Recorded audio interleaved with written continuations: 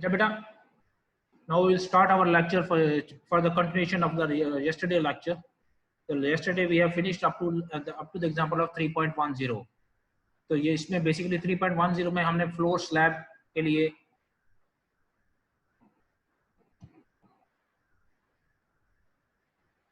हमने value of Q heat loss हमने measure check की थी कि how we can measure the heat loss from the floor of the any room और any building. So now today we will go forward. We will go for the infiltration and ventilation laws. तो बेटा ये what the infiltration and ventilation, अगर इसके meaning की तरफ जाए तो इनफिल्ट्रेशन मींस कि ये किसी क्रैक्स के थ्रू जो इनफिल्ट्रेट कर रही हो, that's a loss over there.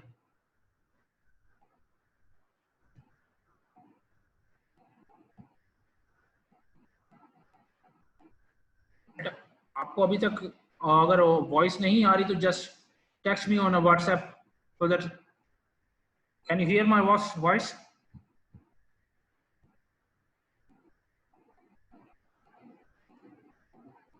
Just text me on WhatsApp कि आपने अगर वॉइस हियर कर रहे हैं. तो अगर if there is no issue then I will carry on with that one. The infiltration, यहाँ पर infiltration और ventilation जो हमारे ventilation products हमने windows के through यूज करते हैं, that's a ventilation, that's basically for ventilation.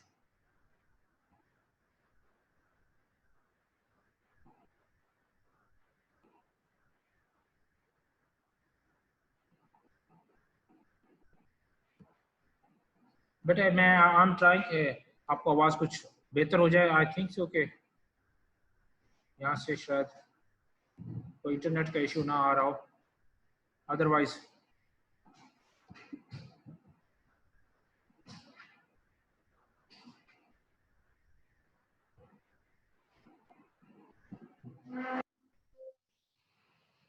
यार infiltration and ventilation heat losses और सेंसिबल, इसमें इनफिल्ट्रेशन की तरफ जाए अगर या वेंटिलेशन, इनमें दो किस्म की हीट लॉसेस होती हैं. एक सेंसिबल हीट लॉस है, एक latent heat loss. Sensible heat loss हमने लास्ट टाइम भी पढ़ा था. सेंसिबल हीट लॉस में there is a temperature difference, while for the latent heat loss we can't find any temperature difference in the latent heat loss. For sensible heat loss, इसमें question number 3.2.12 अगर हम देखें तो it's a sensible heat loss is m dot c into Tc, where is m is a weight or flow rate of the outer air infiltrate, तो किस flow rate के साथ air infiltrate कर रही है किसी रूम में. And what's the Tc, the temperature difference, और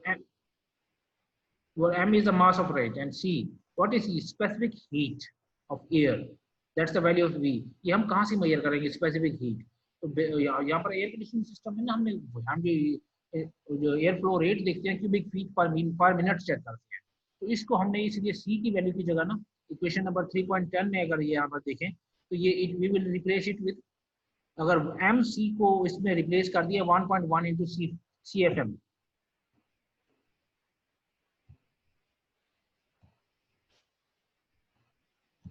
So 1.1 into CFM, 1 point, that's a flow rate. You just remember this equation.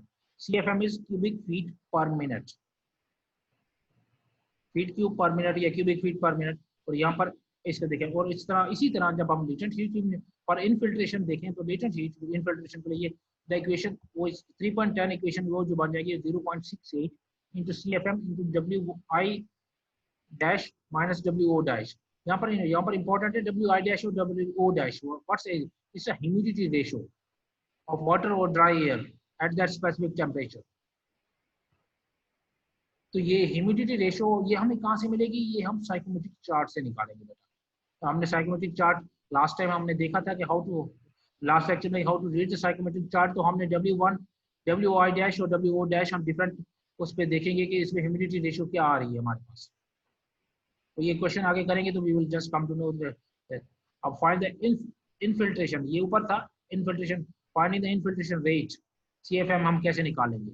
CFM की जो ऊपर यूज की इक्वेशन है व्हाट इज CFM, तो ये कहाँ से निकाले, ये हमारे पास गिवन है क्रैक मेथड. ये इसने टेबल 3.4 इस पे आपके स्क्रीन में सामने नजर आ रहा होगा. व्हाट्स द टेबल 3.4, इसमें इनफिल्ट्रेशन रेट वो बता रहा है आपको. इन्फिल्ट्रेशन रेट, विंडोज के थ्रू जो इन्फिल्ट्रेशन रेट होगा 0.3 CFM पर फीट ऑफ सैश क्रैक, यानी पर फीट हम अगर विंडो का देखेंगे तो पर उसके स्क्वायर फीट निकाल लेंगे तो उसमें से उसको मल्टीप्लाई कर देंगे कि रनिंग फीट कितना है उसका। तो रेजिडेंशियल डोर के लिए भी इसी तरह देख लेंगे कि अगर वो एक साइड बिल्कुल क्लोज है या दो साइड, दोनों side different depends upon the doors.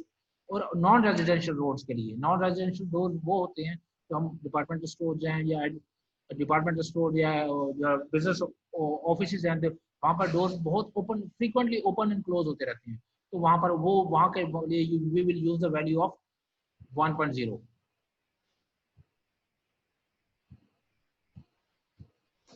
तो इसमें अगर अब इसी को हम एग्जांपल 3.11 में देखेंगे कि 3.11 क्या है, a window in a building are to be replaced to meet local infiltration energy standard. Windows are 3 feet and 4 feet. यहाँ पर अगर फिगर 3.9 देखें तो एग्जांपल उसने वही दी हुई है, 4 feet double hinge type. The indoor and outdoor design temperatures are 70 degree Fahrenheit and 10 degree Fahrenheit. What will be the sensible heat loss due to infiltration? उसने लेटेंट हीट लॉस नहीं पूछा, उसने सेंसिबल पूछा। Sensible के लिए हमारे पास formula क्या था, अब जो अभी हमने सेंसिबल के लिए देखा है कि it's 1.1 into CFM into TC। तो अब CFM हम कहाँ से निकालेंगे, CFM के लिए table we will use the table 3.4।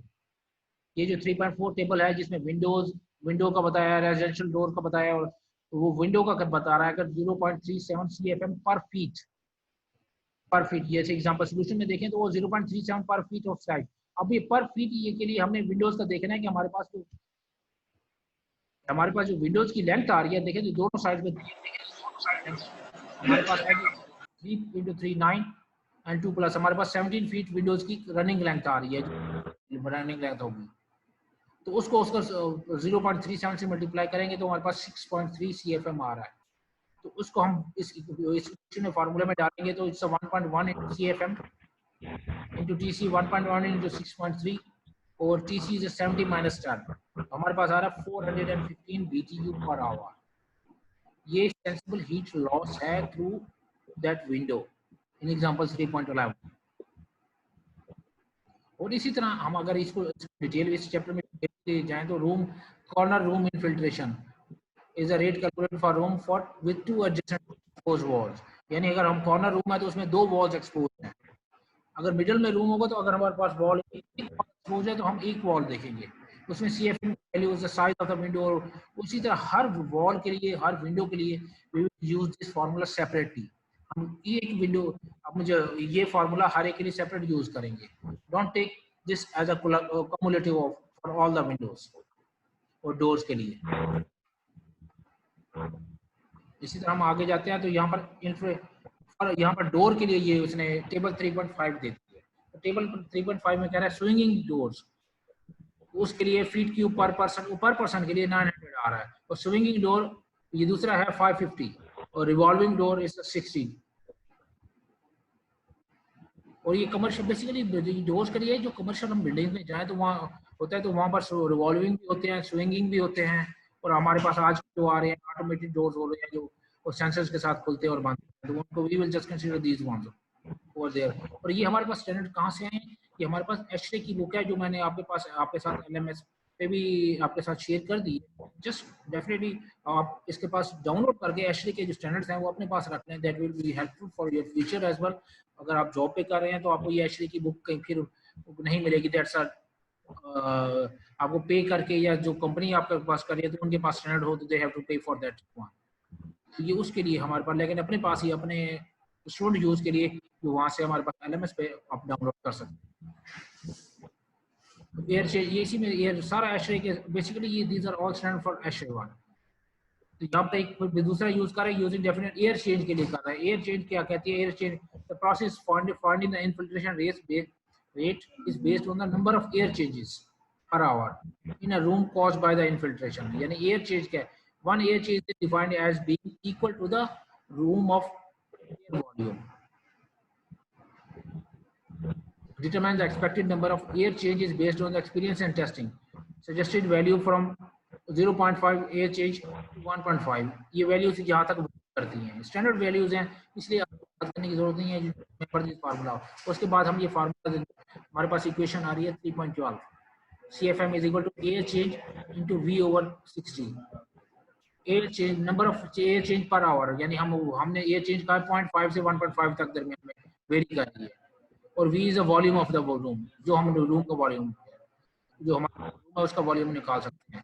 तो एग्जांपल 3.12 में अगर देखें तो 20 feet by 10 feet and by 8 feet high room in house has 0.7 air change per hour due to infiltration. Find the infiltration rate in CFM, यानी हमें इन CFM की value निकालनी है। तो वॉल्यूम ऑफ द रूम हमने यहाँ से निकाल लिया 1600 फीट क्यूब, और CFM ACH, उसने वो ACH खुद दे दिया 0.7 points V over ACH multiply V over 60, 0.7 multiply by 1600 over 60 हमारे पास आ जाएगा 18.7 CFM। और इसको यूज करते हुए सेंसिबल हीट लॉस हम रूम की निकाल सकते हैं। फिर नेक्स्ट मेथड हमारे पास आ रहा है crack method versus air change. ये डिफरेंट मेथड्स हैं, बेसिकली हम यूज ज़्यादातर ये एयर चेंज मेथड यूज हम नहीं करते, हम क्रैक मेथड यूज करते हैं। ये दोनों मेथड्स हैं, लेकिन आपको पता एयर चेंज मेथड अगर क्वेश्चन में या अगर आपके वो वाइवा में या अगर से आपके इंटरव्यू क्वेश्चन में आपसे पूछ लेते हैं व्हाट्स द एयर चेंज, अगर HVAC की जॉब्स हैं तो पूछ लेते हैं कि what's the difference between air change method and crack method. Crack method में तो हम डायरेक्टली उसके विंडोज की CFM निकाल के उसको उसके क्रैक से मेजर कर लेते हैं। एयर चेंज के लिए we will use the formula this one, CFM is equal to ACH into V over 60। और इसको डिटेल में आपने एक दफा पढ़ लेना है इनको।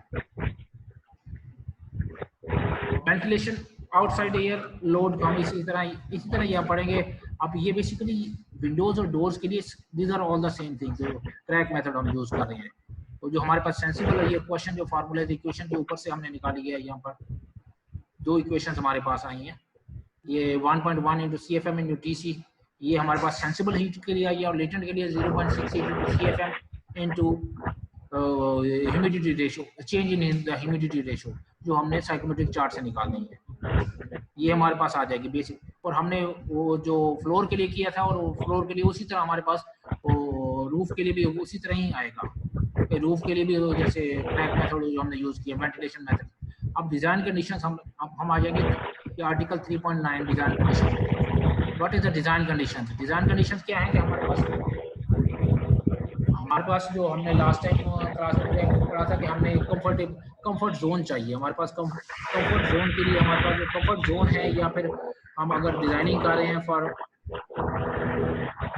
ये जिसका ये अनम्यूट हुआ है तो वो म्यूट कर ले ताकि बाकी डिस्टर्ब ना हो। Thank you.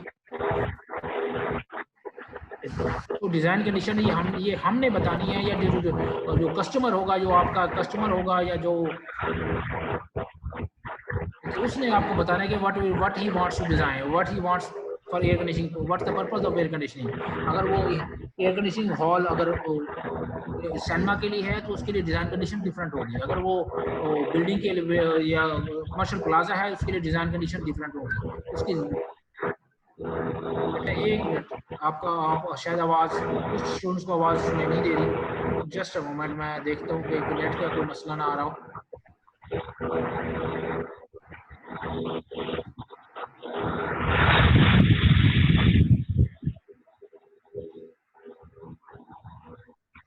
बेटा आप में से कुछ स्टूडेंट्स अनम्यूट किया हुआ है, काइंडली म्यूट कर लें ताकि बाकी डिस्टर्ब ना हो।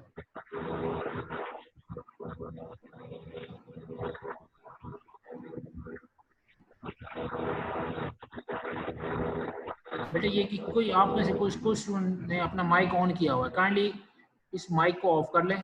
उसके बाद हम लास्ट टाइम हमने क्लास का सेशन किया था, क्वेश्चन आंसर सेशंस, हम उसी सेशन की तरफ जाएंगे। और यू विल ओपनली आस्क, अगर आपको कोई आवाज़ नहीं आ रही, कोई चीज़ समझ नहीं आ रही, कोई आर्टिकल समझ नहीं आ रहा, तो we will revise it again. Don't worry, परेशान नहीं होना। और ये बड़ा इंपॉर्टेंट टॉपिक है, ये हम डिज़ाइनिंग की तरफ जा रहे हैं। We are designing for the air conditioning system.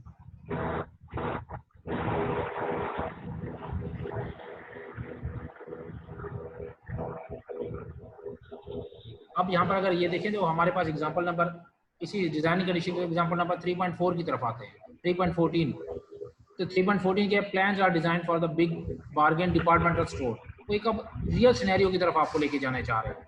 In Chicago what outdoor indoor temperature should be used for the designing the heating system. यानी वो कह रहा है कि आउटडोर और इंडोर टेम्परेचर कौन सा हम यूज करेंगे। यहाँ पर वो कह रहे हैं सोल्यूशन में देखेंगे, वो कह रहे हैं कि from table A9 recommended outdoor heating design temperature for Chicago. यानी हम यहाँ पर अगर टेबल A9 की तरफ जाते हैं। जी बेटा Tariq, you just text me, because अगर अभी हम बोलेंगे तो काइंडली, अभी तक भी आप में से किसी ने माइक ऑन किया रखा हुआ है, जस्ट टेक्स्ट मी, टेक्स्ट करें कि अगर आपको कोई क्वेश्चन है या कोई चीज़ आपको सवाल सुनाई दे रही है। और वैसे भी बेटा इसके बाद मैं अपलोड कर दूंगा उसी हमारे यूट्यूब पे, और you can revise it again. और अगर पर्सनली किसी को समझ नहीं आ रही तो you can very easily contact me, we will have a personal session for each other. 2-3 अगर ग्रुप्स में किसी को समझ नहीं आ रही, किसी भी आर्टिकल की समझ नहीं आती, तो बेटा यू कैन कॉन्टेक्ट मी, और हम पर्सनली इसी तरह जैसे अभी क्लास का सेशन ले रहे हैं वो हम रिकॉर्ड नहीं करेंगे, we will have open session for us, और रिकॉर्ड नहीं करेंगे, हम आपस में डिस्कस करके कोई भी क्वेश्चन हो we will go for it.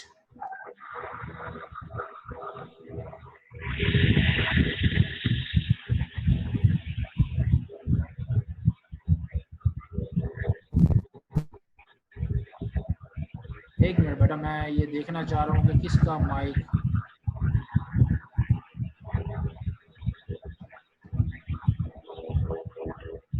बेटा जमील काइंडली अपना माइक ऑफ कर दे, क्योंकि I don't want to disturb the whole class.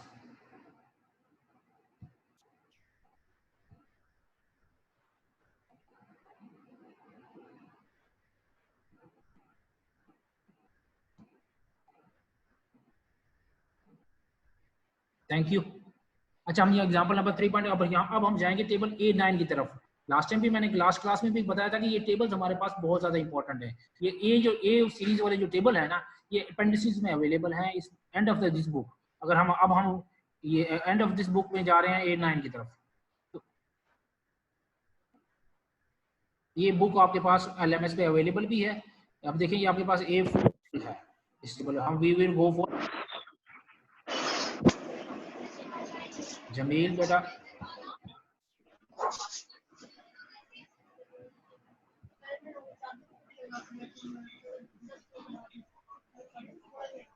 ये 6 है, ये बेटा ये सारे आपने टेबल देखने हैं यहाँ पर। Straight away I will jump for the A9 ताकि हम A9 जो पढ़ा है तो देखें। अब ये देखें A9 के लिए, या अब देखें आपके सामने आउटडोर डिजाइन कंडीशंस हैं फॉर हीटिंग एंड कूलिंग। तो इसमें अपने वो लोकेशन बता रही है, लैटिट्यूड भी बता रहा है, लैटिट्यूड और लॉन्गिट्यूड हमने पढ़ा होगा अपने ज्योग्राफी में, व्हाट्स द लैटिट्यूड। अगर आप अपने ज्योग्राफी की बुक दोबारा खोलें या कोई भी मैप खोलें तो उसमें से आप किसी भी इलाके की, जैसे हम जीपीएस लोकेशन देखते हैं, लैटिट्यूड और लॉन्गिट्यूड से देखते हैं कि हमारे पास रेफरेंस लैटिट्यूड और लॉन्गिट्यूड होता है कि हमारे किसी भी जगह की लोकेशन, स्पेशली आप गूगल मैप्स यूज कर रहे होंगे तो आप लोकेशन शेयर करते हैं। लोकेशन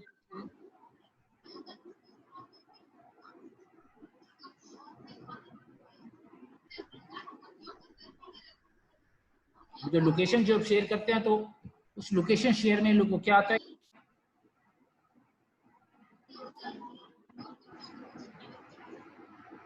तो उस लोकेशन शेयरिंग में बेसिकली लैटिट्यूड और लॉन्गिट्यूड को रेफरेंस से आपको लोकेशन शेयर कर देता है। आपको ये नहीं बताता कि कोई भी लोकेशन के लिए हमें कोई रेफरेंस चाहिए होता है, और वो रेफरेंस हमारे पास लैटिट्यूड लॉन्गिट्यूड होता है। बेटा यहाँ पर उनको यूनिवर्सिटी के इंटरनेट का भी कोई थोड़ा सा इशू आ रहा है मेरे पास, थोड़ा सा repeat it again, don't worry, परेशान नहीं होना। अगर किसी को कोई चीज समझ नहीं आती तो जस्ट आप राइट कर लें अपने पास, then you will ask the question.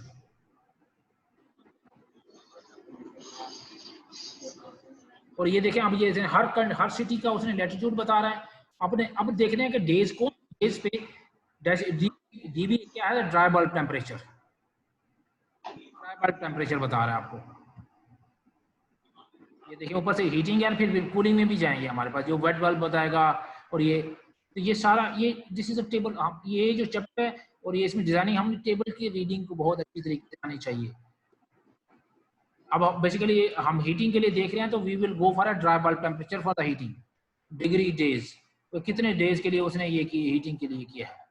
This is just table A, just go through. जैसे नीचे उसने दे दिया है डिग्री, डीबी है dry bulb temperature, MW mean constant wet bulb temperature, MDV mean constant dry bulb temperature, D R mean mean daily range of dry bulb temperature.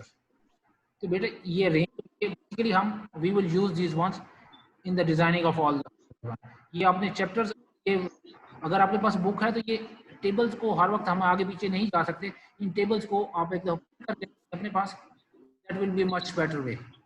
कि book को हर दफ़ा हमने वो आगे पीछे करने से आपको समझ नहीं आ रही होगी, इन टेबल्स को प्रिंट कर लें। सिर्फ ये मेरे ख्याल में 12 पेजेस हैं, ये कहीं से ये टेबल प्रिंट कर लें। हमारे पास वी विल जंप बैक तो डिज़ाइन कंडीशन में हम कह रहा था कि हमने कहाँ से निकाली है। तो ये जो शिकागो के लिए डिपार्टमेंटल स्टोर के लिए इंटर डिपार्टमेंटल स्टोर को उसने देखा है, तो वो हमने टेबल A9 से निकाली है कि indoor design condition for 68 degree is chosen. ये सिर्फ उसने ये जो एग्जांपल 3.14 है, just reading of table A9। अब हम एग्जांपल अगर रूम हीट लॉस और रूम हीटिंग लोड की तरफ जाते हैं तो we will go for example 3.15। ये 3.15 आपको पूरा एक डिजाइन हम पूरा कोशिश करेंगे ये इस पूरे रूम के लिए डिजाइन करेंगे। The office room shown in figure 3.10 is 1 storey building in Des Moines, यानी वो उस लोकेशन के लिए। The building has a heated basement and the design room heating load, यानी रूम इस रूम को हीट करने के लिए हमें क्या करना है। और वॉल के साइज, वॉल का बताया कंस्ट्रक्शन वॉल की क्या है। वॉल की construction 6 concrete R8 insulation and 1/2 inch gypsum board. Window है हमारे पास, विंडो की आ रहा है 5 feet height, 4 feet height window, ये विंडो का बता रहा है। और रूफ का है, रूफ ये flat metal deck R8 insulation suspended ceiling, और सीलिंग हाइट है 9 फीट। बेसिकली इसने सारा कुछ हमें बता दिया, रूम की डायमेंशन दे दी है हमारे पास हमें। तो अब हमने डिजाइनिंग फॉर हीटिंग लोड इसका कैलकुलेट करना है, इस रूम के लिए हीटिंग लोड क्या है। और ये इस एग्जांपल करने से हमने जो पीछे जो सारी एग्जांपल्स किए हैं ना, ये एक कॉम्प्रिहेंसिव एग्जांपल है कि हमने पूरे एक रूम के लिए हमने हीटिंग लोड कैलकुलेट करना है। की तरफ ये क्या कह रहा है कि उसने टेबल बना लिया का table is arrange to organize the data. आपने वॉल के लिए यू की वैल्यू निकाली है, यू की वैल्यू है, फिर विंडो की है, फिर रूफ की है। यू क्या है लास्ट टाइम हमने देखा, यू इज इक्वल टू यानी it's the resistivity, it's the conductive, इसको अगर कहें तो इट्स कंडक्टिविटी, यानी ये कितनी कंडक्टिविटी है कि रूम को ये हीट को वन साइड से दूसरी साइड पे उसको कंडक्ट करेगा। वॉल की, विंडो की, रूफ की, ये सारी उसने वीडियो निकाली है। फिर एरिया, हर वॉल का एरिया निकाल लिया उसने, सेपरेट टेबल बना लिया। टेबल हमारे पास वॉल का एरिया निकाला है, जैसे 106 फीट स्क्वायर निकलेगा, विंडो का आ रहा है 20 स्क्वायर फीट आ रहा है, रूफ का 168 आ रहा है। और एफ की वैल्यू जो टीडी है, टेम्परेचर जो है, जो टीडी है वो तो एक ही आएगा 80। तो इसने ये स्टैंडर्ड ये दिखा लिया कि हमारे रूम लोड अगर इसके इनफिल्ट्रेशन के थ्रू, फिर इनफिल्ट्रेशन क्या है हमारे पास, उसने इनफिल्ट्रेशन निकाली है 1.1 sensible, we are not considering, उसने यहाँ पर लेटेंट नहीं कंसीडर की। सेंसिबल के लिए 1.1 इंटू 0.5 CFM वैल्यू, ये कहाँ से आई है हमारे पास, टेबल 3 ऊपर हमने टेबल 3.14 देखा था, या 3. I think it's a table, हम ऊपर अगर जाते हैं, ये पेज नंबर हमारे पास है, ये 57 जो आ रहा है हीटिंग लोड्स के, तो टेबल 3.4 है। तो इसमें से हमारे पास CFM की वैल्यू निकाल के उसने उस वैल्यू उस टेबल में पुट कर दी है। तो सारा कैलकुलेट डिजाइन, ये एक पूरी एक कॉम्प्रिहेंसिव हमने इनफिल्ट्रेशन भी निकाल ली, वॉल की भी निकाल ली, विंडो की भी निकाल ली, और रूफ की भी निकाल ली। लेकिन इसमें देखिए एक चीज हम मिस कर रहे हैं, अगर देखें तो इसमें उसने फ्लोर की निकाली, क्योंकि फ्लोर ऊपर में उसने मेंशन ही नहीं किया था। वरना अदरवाइज अगर हमें फ्लोर उसने बताया होता कि फ्लोर की कंडीशंस क्या है, we will use for the crack, वो फ्लोर का भी हम निकाल सकते हैं। और इसी तरह हर रूम को हम निकाल के इसको कलेक्टिव एक टेबल बनाएंगे, कलेक्टिव टेबल बना के पूरी एक बिल्डिंग का निकालेंगे। अगर आप अपने घर के लिए निकालने बैठ जाएंगे, जो घर के निकालेंगे, तो अपने ये जो घर के हर रूम का you will have a collective one. Example 3.16 अगर लेंगे, बिल्डिंग नेट हीटिंग लोड, तो बिल्डिंग नेट हीटिंग लोड हमारे पास different values. You will do the example, the find the infiltration heat loss and net heating load for the building shown in example 3.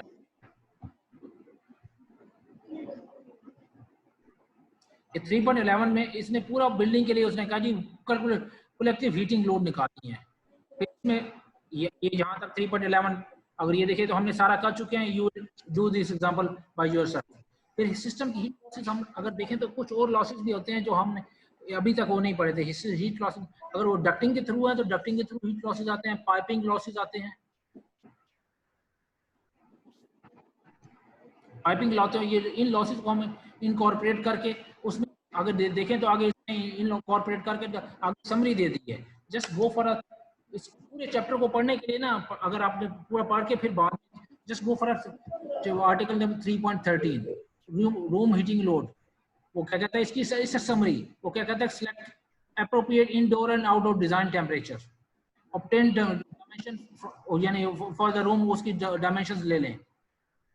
Select और heat transfer, you की value, you या are की value हमने देखा था last time कि you और are की वैल्यू कहाँ से लेंगे, टेबल A4 से लेके A5 A6 different tables available हैं। फिर heat loss through equations use करेंगे कि बेसमेंट में कौन सी हीट लॉस हो रही है, फ्लोर स्लैब पे हीट लॉस कौन सी है, और इनफिल्ट्रेशन हीट लॉसेस, सब हीट लॉसेस को हम इनकॉर्पोरेट करके तो पूरा इनकॉर्पोरेट करेंगे। और सब में एंड में ये आप देखें ये टेबल आपको नजर आ रहा है इसमें, ये पेज नंबर आई थिंक इस what's the page number for this one is 64, page number 64। It's a comprehensive table. इस टेबल को फिल करेंगे पूरी एक बिल्डिंग की, वो हर वॉल के लिए अलग-अलग दिखा रहे हैं। You can make this table by your own self.